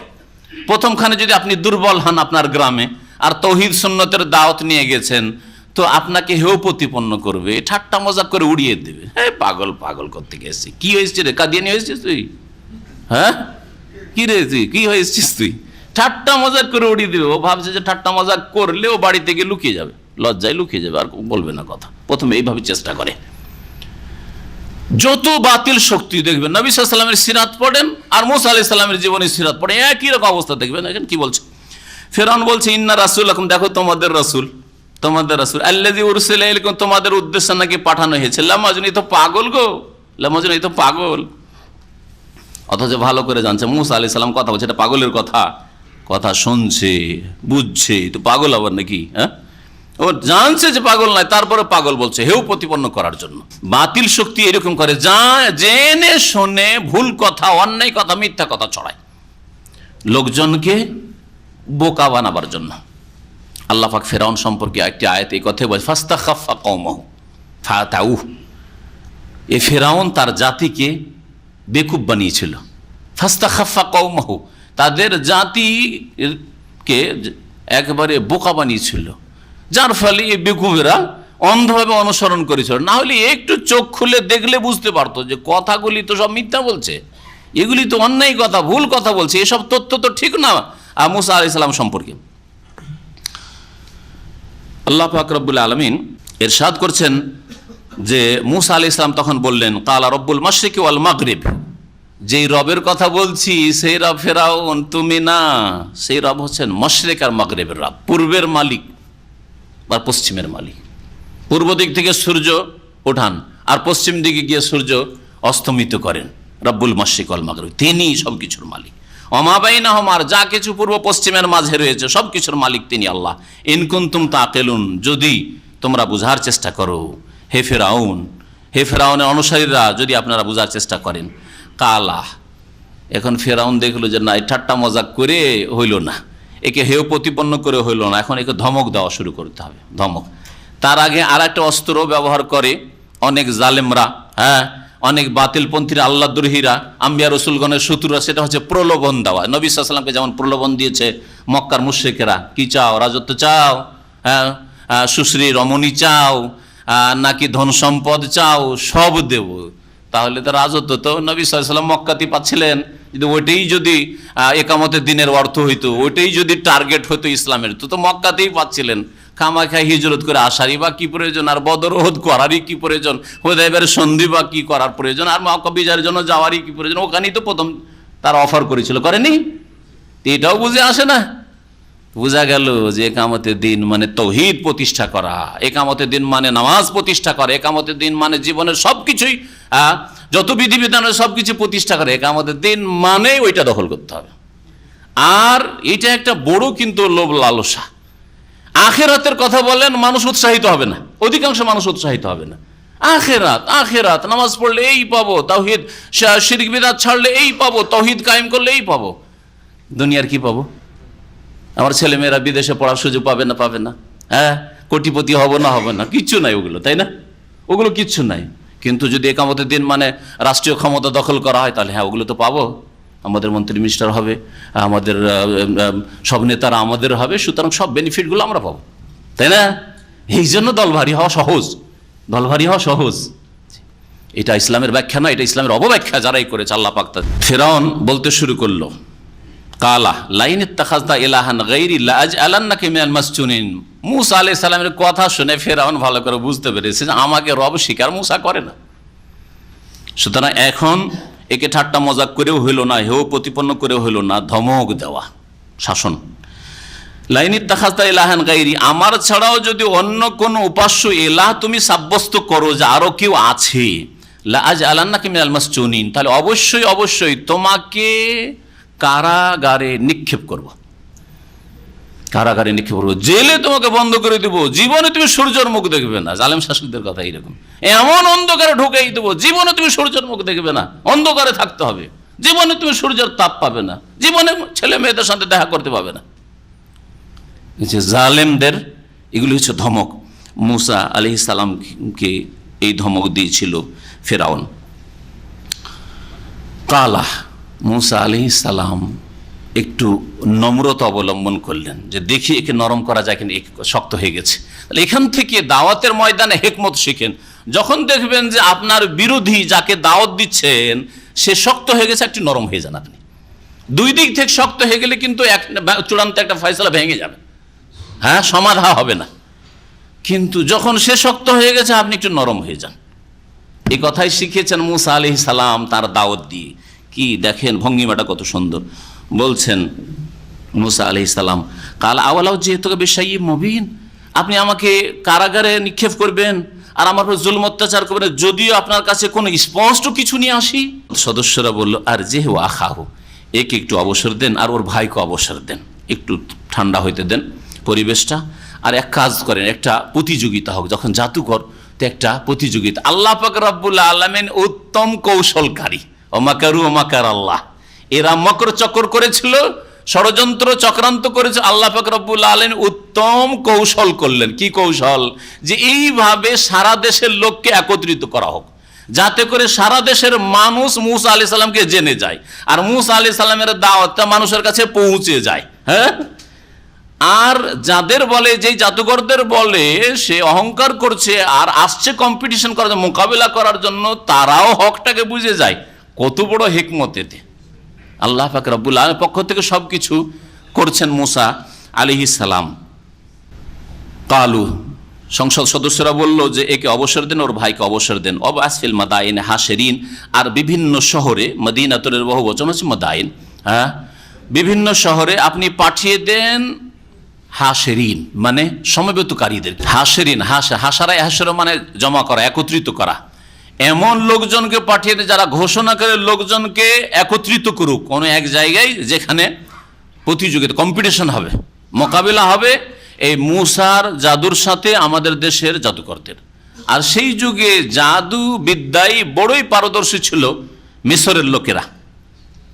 ইয়াতুকা বিকুল্লি সাহারিন আলিম, হে বাদশাহ, ফেরাউনকে সম্বোধন করে সংসদ সদস্যরা বলল যে আপনার কাছে তারা সমবেত করবে বা নিয়ে আসবে প্রত্যেক বিজ্ঞ জাদুকরদেরকে এখানে একত্রিত করবে। ফাজমিয়া সাহারা, সুতরাং জাদুকরদেরকে একত্রিত করা হলো। সাহেরের বহু বচন হচ্ছে সাহারা। লে মিকাতি ইয়াউমিন মালুম, নির্ধারিত দিনের নির্দিষ্ট সময়ে, নির্ধারিত দিন অমুক দিনে। আর কোন সময় বলা হয়েছে কোরআনে কেন বলতে পারেন? ওয়াই ইউহশারান নাস ইয়াউমুজ-জিনা, সেটা হবে মেলার দিন, মানে সবাই যাতে করে ছুটিতে থাকে, কেউ কাজকর্মে ডিউটিতে ব্যস্ত না থাকে, ছুটির দিন অবসর থাকে। আর সেটা যেন রৌদ্রের সময় না হয়, বিকেলবেলা ক্লান্তির সময় না হয়। ওয়াই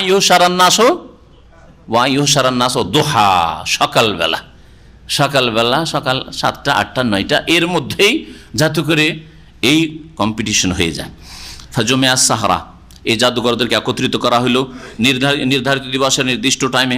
ওয়াকিল আলিন্নাস হালান্তু মুজতামিউন, আর মিশরের সমস্ত মানুষের মাঝে ঘোষণা করে দেওয়া হলো যে তোমরা কি একত্রিত হবে? যদি দেখতে চাও তো আসো। মুসার জাদু, তাদের ভাষায় মুসার জাদু, আর আমাদের দেশের ফেরাউনের যারা অনুসারী তাদের জাদুর মাঝে কম্পিটিশন, প্রতিযোগিতা, লড়াই রয়েছে, আসো দেখতে।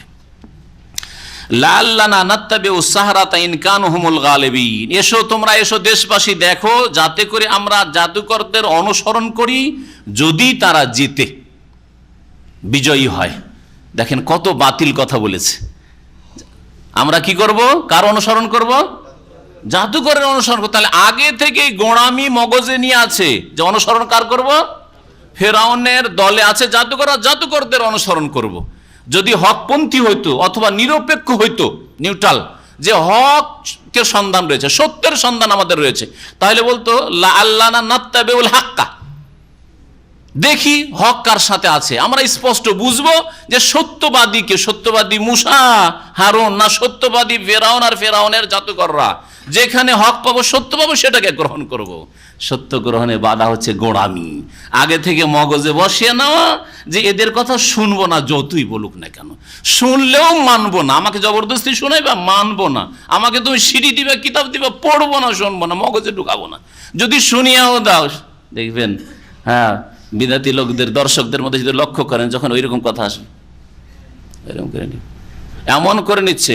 আমরা দেখি যে কোন এক ভাই প্রশ্ন করেছে, তো প্রশ্নের উত্তরটা দেওয়ার সময় ওর দিকে একটু নজর দিই। প্রশ্নের উত্তর দিচ্ছি, কিন্তু প্রশ্ন করেছে ও আসলে জানার জন্য না, ও প্রশ্ন করেছে বিভিন্ন গরজে। হ্যাঁ, প্রশ্ন করার পরে মুখটা করে বুঝছেন অন্য মনস্ক, জি, মগজকে বন্ধ করে নিয়েছে, বন্ধ করার পরে বসে আছে, তাহলে কোনো ফায়দা হবে না। তো এই ফেরাউন আর ফেরাউনের অনুসারীরাও তাই বলেছিল, লা আল্লাহ নাত্তাবিউ সাহারা, জাদুকরদের অনুসরণ করবো। মুসার অনুসরণ আসলে করবেই না। আল্লাহ যেন তৌফিক দেয়নি। তৌফিক কাকে দেয়?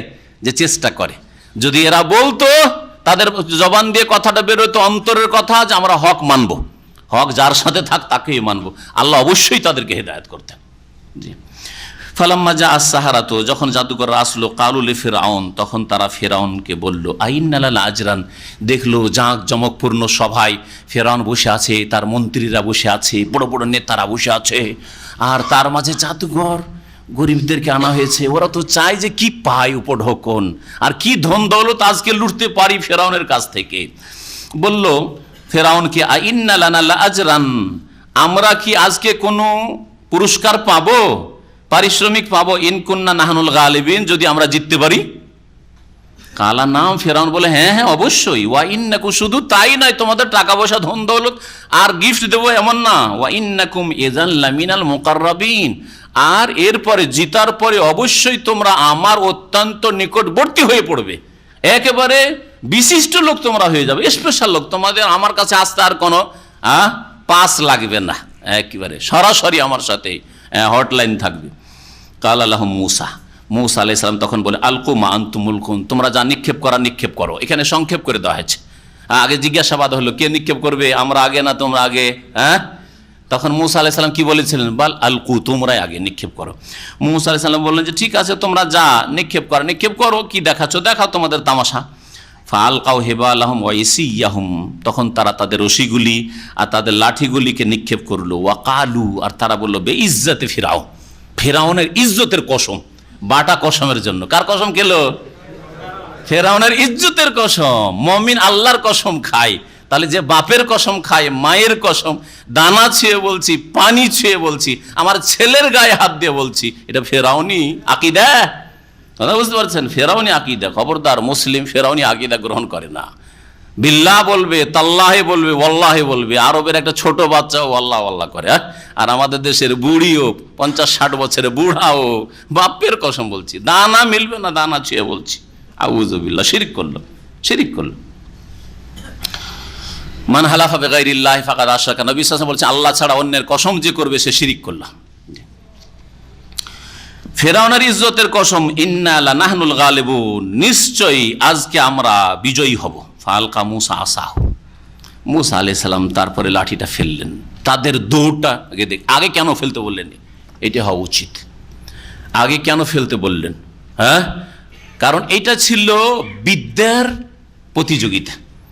বিদ্যার প্রতিযোগিতা ক্ষেত্রে আপনার যে বিরোধী দল, তাদের বিদ্যার দৌড়টা আগে দেখে নেন, কত দূরে তারা যাচ্ছে, কত দূর তারা বলছে, তারপরে আপনি বলেন, তাহলে খণ্ডন করা সুবিধা হবে। তর্ক সভাগুলি যে হয়, বহস, মোনাজেরা, মোনাজেরার মৌলিক নীতি এখানে শেখানো হয়েছে। এটা ছিল মোনাজেরার মতো। এটা গায়ের শক্তি না, রণক্ষেত্র ছিল না, যুদ্ধ নয় যে মারামারি। মারামারি হইলে অন্যরকম হইতো কিন্তু চিত্র। এটা ছিল বিদ্যার দৌড়, জাদু বিদ্যার দৌড়, প্রতিযোগিতা। সুতরাং তোমরা আগে দেখি তোমাদের বিদ্যার দৌড় কতটা, জাদু কত দূর যায় তোমাদের। খুব অস্তার হাবু হোম সূরা আরাফ, ওয়াজাউ বিসির আজিম, এমন বিশাল জাদু দেখালো যে মানুষ একবার ভয়ে ভীত সন্ত্রস্ত হয়ে পড়লো। এমনকি মুসা আলাইহিস সালামের মনে মনে ভয় লাগছে, আল্লাহ কি হইল, কি যে হবে, তাই না? তারপরে মুসা আলাইহিস সালাম তার বিদ্যা, আল্লাহ প্রদত্ত বিদ্যা, মুজিজা ছাড়লেন, সবগুলিকে কয়েক মিনিটের মধ্যে গিলে ফেলল। এটা হচ্ছে তর্ক সভা, বহাস, মোনাজেরার নীতি, যে আপনি বিরোধীকে বলতে দেন। কাফের মুশরিকের সাথে যদি হয়, নাস্তিকের সাথে হয়, ইহুদি খ্রিস্টানের সাথে বহাস হয়, মুশরিকের সাথে হয়, কবর পূজারীর সাথে হয়, যার সাথে হোক না কেন, আগে ওদের বলতে দেন, বলে নিক, তারপরে তখন এক এক করে খণ্ডন করে ঠান্ডা মেজাজে, তাহলে জিততে পারবেন। পক্ষান্তরে যুদ্ধের ময়দানে আগে তোমরা নেমে যাও, এই কথা কখনো না। জিহাদের ময়দানে আগে মুসলিমকে নামতে হবে।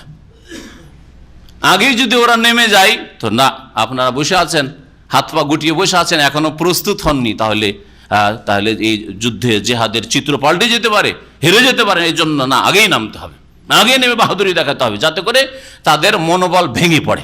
মুসলিম মুজাহিদিনকে যখন দেখবে, তাদের মনোবল যাতে করে ভেঙে পড়ে। এটা রণক্ষেত্রে ছিল না, এই জন্য বরং বিদ্যার ক্ষেত্র ছিল, বিদ্যার দৌড় ছিল, এই জন্য আগে নিক্ষেপ করতে বলেছেন মুসা আলাইহিস সালাম। ফালকা মুসা আসা, মুসা আলাইহিস সালাম তার লাঠি নিক্ষেপ করলেন। ফায়জাহিয়া তালকাফু মা ইয়াফিকুন, সহসা সেই লাঠিটি সাপ হয়ে কি করলো, গিলে ফেললো। মায়াফ, ওই সমস্ত অলিক বস্তু, অলিক জাদু যা তারা গড়েছিল, রচনা করেছিল, যা নিক্ষেপ করেছিল, রশি তাদের যে বড় বড় সাপে পরিণত হয়েছিল, আর লাঠি যে সাপে পরিণত হয়েছিল, সবগুলিকে গিলে ফেললো, গ্রাস করে ফেললো। ফাউল কিয়াস সাহারাত সাজিদিন, জাদুকররা কল্পনাই করতে পারেনি যে এরকম হয়ে যাবে। এতে বুঝতে পারলো যে না, এর চেয়ে বড় জাদু আর কিছু হতে পারে না, তার মানে মুসা জাদুকর না, বিশ্বাস হয়ে গেল। তখন তারা সেজদায় অবনত হইল, সেজদায় লুটিয়ে পড়ল। ওয়াকালু, তারা বলল আমান্না বিরব্বিল আলামিন, বিশ্বজাহানের রবের ওপর আমরা বিশ্বাস করলাম, ঈমান নিয়ে আসলাম। এতে সম্ভাবনা আছে যে রব্বুল আলামিন মানে হয়তো ফেরাউনকে বুঝাইছে নাকি। তখন জাদুকররা স্পষ্ট করে দিল, না, ফেরাউনকে বুঝাইনি, ফেরাউনের উপর ঈমান নিয়ে আসছি না, রব্বে মুসা ওয়া হারুন, ওই রবের ওপর ঈমান নিয়ে আসছি যিনি মুসা এবং হারুনের রব। কাল আমানতুম লাহু, এখন তো ফেরাউন বড়ই বিব্রত, পেরেশান হয়ে গেল, হইল কি? আরে হইল তো হইল কি? কালা বল আমানতুম লাহু, আরে মুসার প্রতি তোমরা ঈমান নিয়ে আসলে, বিশ্বাস করলে, কাবলান আযানা লাকুম, তোমাদের অনুমতি দেওয়ার আগেই, ইন্নাহু লাকাবীরুকুমুল্লাযী আল্লামাকুমুস সিহর, এ তো তোমাদের বড় গুরু, আল্লাযী আল্লামাকুমুস সিহর, যে তোমাদেরকে জাদু শিখিয়েছে না। অথচ ডাহা মিথ্যা নিজেও ফেরাউন ভালো করে জানছে যে মুসার সাথে এই জাদুঘরদের এর আগে কখনো সাক্ষাৎই হয়নি, তো ওস্তাদি বা কি করে হলো, আর শিখাইলো বা কি করে, বলুন তো দেখি। জানছে না যে এই সব জাদুঘরদের সাথে মুসার দেখাই বা কোথায় হইলো যে ওস্তাদ হয়ে গেলেন মুসা আলাইহিস সালাম। তাহলে এই হচ্ছে বোকা বানানো জাতিকে, জালেমরা এইভাবে বোকা বানায়, আল্লাহ দ্রোহীরা এইভাবে মানব জাতিকে বোকা বানায়। ফালা সাউফা তা'লামুন, শীঘ্রই তোমরা জানতে পারবে এর সাদ কি, শাস্তি দিয়ে। লাউ কাত্তা'আন্না আইদিয়াকুম আরজুলাকুম মিন খিলাফ, অবশ্যই অবশ্যই তোমাদের হাত পাগুলিকে উল্টো পাল্টা করে কেটে ফেলবো। তার মানে ডান হাত কাটলে বাম পা কাটবো, আর বাম হাত কাটলে ডান পা কাটবো, এইভাবে উল্টো করে কাটবো। ওয়ালা উসাল্লিবান্নাকুম আজমাইন, আর তোমাদের সকলকে আমি শুলে চড়িয়ে দেব। কালু, তখন এই জাদুকররা বলল যে অসুবিধা নেই, লাদাইরা, কোনো ক্ষতি নেই। লাদাইরা মানে লাদাররা, লাদারারা, দরার আর দাইর একই অর্থ, শব্দ আলাদা। কোনো ক্ষতি নেই, কোনো অসুবিধা নেই। ইন্না ইলা রব্বিনা মুনকালিবুন, নিঃসন্দেহে আমরা আমাদের প্রতিপালকের কাছেই ফিরে যাব। তুমি আমাদেরকে খুন করে দিবে, শুলে চড়াবে, তো কি হবে? আমরা আল্লাহর কাছে পৌঁছিব, তো আল্লাহর কাছে তাড়াতাড়ি পৌঁছিলাম, ভালোই তো হইল, ভালোই তো হইল। বিলম্ব হচ্ছে, দেরি হচ্ছে আল্লাহর কাছে যেতে, বালা মুসিবত, দুনিয়ার কত ঝুঁকি, টেনশন, আর কত রকমের বিপদ আপদ, সব থেকে মুক্ত হয়ে জলদি আল্লাহর কাছে পৌঁছে গেলাম। ঈমানদার মানুষ এইরকম ইয়াকিন বিশ্বাস রাখবে। সুতরাং কোথাও জানের ঝুঁকি হলে পরোয়া করবে না। আরে আলহামদুলিল্লাহ, ভালোই তো, আরে ইয়ে তাড়াতাড়ি আল্লাহর কাছে পৌঁছে দিল, আমি তো চাইছিলাম যে আল্লাহর কাছে যাব, এইরকম মন মেজাজ তৈরি করেন, আমি তো প্রস্তুত আছি আল্লাহর কাছে যাওয়ার জন্য। ইন্না নাতমা ইয়াগফির লানা রাব্বুনা খাতায়ানা আন কুন্না আউওয়ালাল মুমিনিন, আমরা আশা করি যে আমাদের প্রতিপালক আমাদের ভুল ভ্রান্তি গুনাহ খাতা মাফ করে দেবেন। আন কুন্না আউওয়ালাল মুমিনিন, যে আমরা প্রথম ঈমানদার হয়েছি, প্রথম ঈমানদার হয়েছি। অথচ মুসা আলাইহিস সালাম, হারুন আর বনি ইসরাঈলরা মুমিন ছিলেন। কি বুঝেছেন এর থেকে? বুঝিয়েছেন যে কিবতীদের মধ্যে, ফেরাউনের বংশধরদের মধ্য থেকে আমরা প্রথম ঈমান নিয়ে এসেছি, আর কেউ ঈমান নিয়ে আসেনি। আল্লাহ এর সর্বপ্রথম আমরা ঈমান নিয়ে এসেছি এই কিবতী বংশ থেকে, ফেরাউনের বংশ থেকে, সুতরাং আমাদেরকে তুমি মাফ করে দাও। ওয়া আওহাইনা ইলা মুসা, আল্লাহ পাক বলছেন মুসা আলাইহিস সালামকে আমি ওহী করলাম, আন আসরি বিইবাদি, আমার বান্দা বনি ইসরাইলদেরকে নিয়ে রাতারাতি তুমি বেরিয়ে পড়ো। আসরা, ইসরা মানে রাত, নৈশ ভ্রমণ, রাত্রের সফর। ইন্নাকুম মুত্তাবাউন, কারণ তোমাদের পিছু করা হবে, তোমাদের পিছে ধাওয়া করা হবে। ফারসালা ফিরআউন ফিল মাদাইনি হাশিরিন, মুসা আলাইহিস সালাম রাতারাতি আল্লাহর হুকুমে বেরিয়ে গেলেন বনি ইসরাইলদেরকে নিয়ে, যে মিশর ছেড়ে আমরা চলে যাব শাম দেশে, ফিলিস্তিনে চলে যাব, যেই দেশের ওয়াদা প্রতিশ্রুতি আল্লাহ করেছেন বনি ইসরাইলদের সাথে যে তোমরা ওই দেশে প্রবেশ করবে, সেটাই তোমাদের ভূমি, বরকতময় জমিন, তোমরা ওখানে যাবে। তো এই উদ্দেশ্যে রাতারাতি বেরিয়ে পড়লেন আল্লাহর নির্দেশে। ফেরাউন জানতে পারলো যে এরা তো আমার হাতছাড়া হয়ে যাবে, এদেরকে তো শাস্তি দেওয়া হইল না, ধরো এদেরকে। ফারসালা ফিরআউন ফিল মাদাইনি হাশিরিন, ফেরাউন তখন বিভিন্ন শহরে সমবেতকারীকে পাঠিয়ে দিলেন, যাও সব সেনাবাহিনী আসো, যেখানে যে সেনাবাহিনী আছে সবগুলিকে জমা করো। ইন্না হাওলা লাশিরদিমাতুন কালিলুন, আর ঘোষণা করলো যে এই দলটি হচ্ছে বড়ই ক্ষুদ্র একটি দল, এবং ইসরাইল হচ্ছে সিরজেমা মানে তাইফা জামাত, আর কালিলুন মানে তো অল্প। এই হচ্ছে খুব সংখ্যালঘু একটি দল। এটাও মানুষকে বোকা বানার জন্য বলেছে, না হলে এদের সংখ্যা ছিল 6 লক্ষের বেশি, যেমন তাফসীরকাররা বলেছেন। আল্লাহু আলাম। ওয়া ইন্নাহুম লানা লাগাইজুন, এরা বড়ই রাগান্বিত করে ফেলেছে আমাদেরকে, বড়ই রাগান্বিত করে, যে এদের আচার আচরণ দিয়ে এই মুসা আর মুসার লোকেরা। ওয়া ইন্না লা জামিউন হাজিরুন, আর আমরা সকলে এদের ক্ষেত্রে সতর্ক, সকলেই এদের ক্ষেত্রে আমরা সতর্ক, এদেরকে ছেড়ে দেব না, ধরবই এদেরকে। ফাখরাজনাহুম মিন জান্নাতি ওয়া ইউন, আল্লাহ পাক কৌশল করে মিশর থেকে কোনোদিন বের হইতো ফেরাউন, আর ফেরাউনের পরিবারের লোকেরা, বংশধর কিবতীরা এত ভোগ বিলাসের জীবন যাপন করে, আর এরা কোনোদিন বেরোয় এখান থেকে। আর এই সুখের জীবনে সেনাবাহিনীর আছে, তাদের বেরোয়, সবগুলি বেরিয়ে পড়লো। ধরো মুসাকে, ধরো হারুনকে, ধরো বনি ইসরায়েলদেরকে, আমাদের দাস দাসী সব তো পালিয়ে গেল, ধরো এদেরকে। আল্লাহ বলছেন তাদেরকে বের করে নিয়ে আসলাম তাদের বাগান সমূহ থেকে আর তাদের ঝর্ণা সমূহ থেকে। বাগান আর ঝর্ণায় তারা ভোগবিলাসের জীবনযাপন করে, সেখান থেকে বের করে নিলাম। ও কুনুজিন, আর তাদের ধনভাণ্ডার থেকে বের করে, কত বাড়িতে ধন দৌলত ছিল সব ছেড়ে দিয়ে ধরো আর ধরো, ধরো আর ধরো করে বেরিয়ে পড়লো। ও মাকামিন করিম, আর কত সম্মানজনক অবস্থানে তারা ছিল, সেখান থেকে তাদেরকে বের করে নিয়ে আসলাম। কাযালিকা ওয়াওরাসনাহা বনি ইসরাইল, এইভাবে উত্তরাধিকারী বানিয়েছিলাম বনি ইসরাইলদেরকে। ফাতবাউহুম মুশরিকিন, সুতরাং তারা তাদের পিছু করেছিল ভোরের বেলা, একবারে সকালে সকালে সূর্য ওঠার সময়। আশরাকা ইশরাকা মানে সূর্য ওঠা, সূর্য উদয় হওয়া, সূর্য উঠতে যাচ্ছে ওই সময় তারা ধাওয়া করেছিল, পিছু করেছিল ধরার জন্য। আল্লাহ পাক রব্বুল আলামিন এখানে বললেন যে বনি ইসরাইলদেরকে এদের উত্তরাধিকারী বানিয়েছিলাম, কিন্তু বনি ইসরাইলদের ইতিহাস প্রমাণ করে যে তারা আর মিশরে কোনোদিন ফিরে যাননি। মুসা আলাইহিস সালাম, হারুন আর মিশরে ফিরে যাননি। মিশর, ফেরাউন ধ্বংস হলো, ফেরাউনের সংসদ সদস্যরা, তার নেতারা সব ধ্বংস হলো তার দেশের, কিন্তু আর তো ফিরে যাননি। তাহলে যদি ক্ষমতায় নেওয়াই লক্ষ্য উদ্দেশ্য হইতো, তো ক্ষমতা একেবারে খালি ছিল, হ্যাঁ, ক্ষমতার জায়গা তো খালি, সেখানে ফিরে যেতেন, ফিরে যাননি। তাই নবী রাসূলগণের দাওয়াতের মুখ্য উদ্দেশ্য ক্ষমতা দখল করা নয়, বরং তাওহীদ প্রতিষ্ঠা করা, শিরক উৎখাত করা। আর তার মধ্যে দ্বীন ইসলামের একটা অঙ্গ হচ্ছে যাকে আল্লাহ পাক ক্ষমতা দেবেন সেই ব্যক্তি দ্বীন ইসলামের দণ্ডবিধান, ইসলামের যে বিধিবিধানগুলি রয়েছে রাষ্ট্র পরিচালনার ক্ষেত্রে, সেগুলি বাস্তবায়ন করা তার জন্য ফরজ। কিন্তু আমার প্রথম টার্গেটই হবে যে ওই জায়গাটা দখল করব, এটা দ্বীন ইসলামের লক্ষ্য উদ্দেশ্য নয়।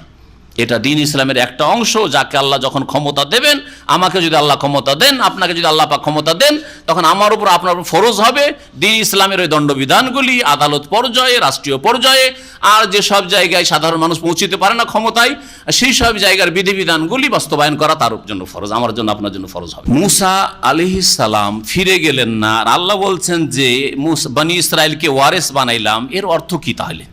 এর অর্থ তাফসীরকাররা বলেছেন যে নিঃসন্দেহে মিশরে ফিরে যাননি। ফিরে যখন যাননি, 40 বছর তো ঘুরতে থাকে তিহের ময়দানে। যখন তাদেরকে বলা হলো চলো বাইতুল মুকাদ্দাসে ঢুকবো, ফিলিস্তিনে ঢুকবো, ঢুকতে রাজি না, হ্যাঁ, সাহস হয় না, ওখানে জালেম শাসকরা রয়েছে, ওখানে ঢুকার সাহস হয় না, লড়াইয়ের সাহস হয় না। আল্লাহ পাক রাস্তা এমন ভুলিয়ে দিলেন, 40 বছর শুধু ঘুরতেই থাকলো তিহের ময়দানে। এই কষ্ট পেল বনি ইসরাইলরা, শিক্ষা হলো। তারপরে আল্লাহ পাক রব্বুল আলামিন তাদের ঈমান আমল দিলেন, আর মেহনত পরিশ্রম যখন হইল, তখন বনি ইসরাইলকে আল্লাহ পাক ফিলিস্তিনে ফিরালেন, শাম দেশে ফিরালেন, মিশরে ফিরে যাননি। তো এর অর্থ কি হবে তাহলে? ওয়াও কাযালিকা ওয়াওরাসনাহা বনি ইসরাইল, বনি ইসরাইলদেরকে উত্তরাধিকার বানালাম। এর মানে হচ্ছে যে মিশরে ছেড়ে আসলেও মিশরে গোলামী জীবন ছিল, আর ফিলিস্তিনে এসে শাম দেশে এসে তারা নেতৃত্বের জীবন পেয়েছিল, সুখের জীবন পেয়েছিল, আরামের জীবন পেয়েছিল, ইমানের জীবন পেয়েছিল, সৎকর্মশীলতার জীবন পেয়েছিল। এটাকে বোঝানো হয়েছে। এতে এ বোঝানো হয়নি যে ফেরাউন খালি করলো, ধ্বংস হইলো, আর এরা গিয়ে দখল করে ফেললো, উল্টো ফিরে গেল, এরকম কোনো ইতিহাস নেই, কোরআনেও নেই, আর রাসূলুল্লাহ সাল্লাল্লাহু আলাইহি ওয়াসাল্লামের হাদিসেও নেই। আল্লাহ পাক রব্বুল আলামিন যেন আমাদেরকে কোরআন বোঝার তৌফিক দান করেন এবং কোরআনে জীবন গড়ার তৌফিক দান করেন। আল্লাহ পাক আমাদের গুনাহ খাতা যেন মাফ করে দেন। সাল্লাল্লাহু আলা নবিয়িনা মুহাম্মদ ওয়া আলা আলিহি ওয়া সাহবিহি আজমাইন।